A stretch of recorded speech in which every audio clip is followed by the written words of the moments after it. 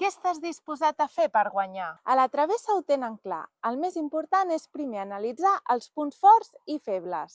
Ja en el barco hem fet la primera anàlisi una mica rivals, no?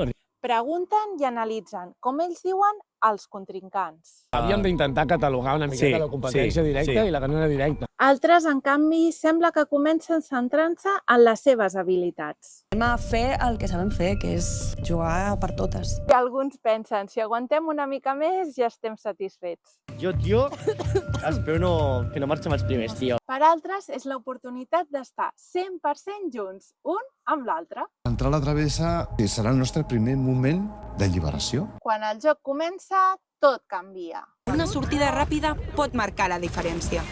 Ara sí, comencem a veure el joc. Però aquí, cadascú té la seva estratègia. Quan troben la primera clau, Ha trobat la clau. què fem? Ho diem?